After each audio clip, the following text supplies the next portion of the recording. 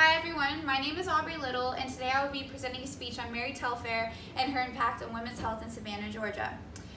Mary Telfair was born on January 29, 1791 in Augusta, Georgia. Her father, Edward Telfair, was then the governor of Georgia, and her mother was the daughter of a wealthy merchant. Telfair was considered to be very different from other women during her time. She was considered very curious and opinionated, which was not typical. She was also very educated on the subject of politics. At one point, it was recorded that she openly debated with U.S. Supreme Court Justice James Moore Wayne on the merits of renewing the National Bank merit. Telfair never got married because she did not consider it necessary due to the fact that she had her own wealth and was able to provide for herself. In this time frame, marriage was considered an economic necessity for women, but she did not believe this to be true. During her time, Telfair traveled to many places to help others less fortunate than herself. In 1875, she became very ill due to pneumonia, and she died at the age of 87. During her last few months alive, she wrote a will stating that a portion of her fortune would go to funding a women's hospital in Savannah, Georgia.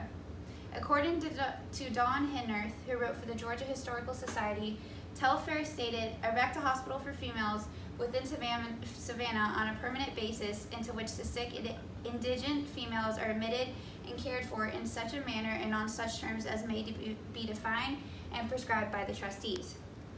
Telfair also mentions 6 names of women who would be appointed to the executive board of the hospital, and established the hospital president as Louise Gilmer. This hospital not only attributed to women's health, but it also gave the women of Savannah a chance to gain a career in the medical field, which was a huge step for women. During this time frame, it was expected of women to be housewives and stay-at-home mothers.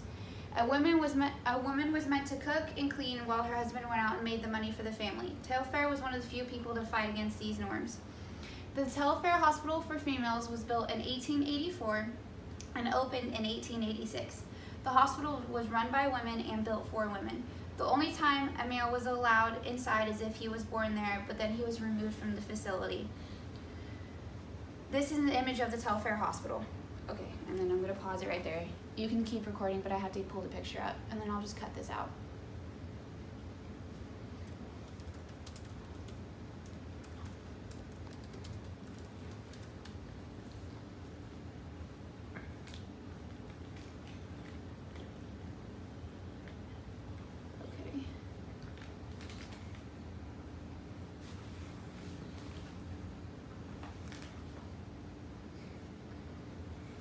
Okay, so kind of just like, I guess for 10 seconds, how long is the video so far?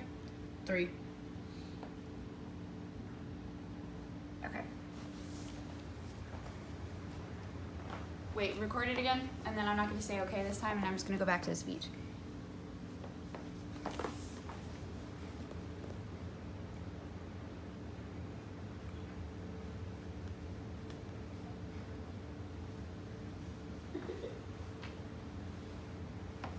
In 1896, the hospital opened a children's ward, and in 1900, the Telfair Hospital opened up a nursing school, which was the first school of its kind in Georgia.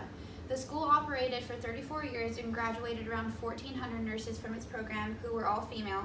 This was also a big step for women's education at the time. Women's education was not considered to be important, so this gave them a chance to be able to learn without limitations. In 1960, the hospital merged with Candler General Hospital due to financial struggles. This merge made the Telfair Women's Hospital the longest operating women's hospital in the United States. The hospital is still operating under Telfair's vision of providing the best medical care possible for women. Today, the hospital leads the region in exceptional care for women and their children. The original Telfair Hospital building has now been turned into an assisted living facility and has since been renovated. In dedication to Mary Telfair, Candler Hospital built the Telfair birthplace. Nearly 3,000 babies are delivered a year in the facility, and it contains a level 2 neonatal intensive care unit. Mary Telfair was considered a phenomenon of her time and paved a way for women when there was no way. She provided a career starting point and initiating a turning point in women's care. Telfair was an inspiration to the women of Savannah and continues to be. She truly left an impact and a legacy. Thank you for your time.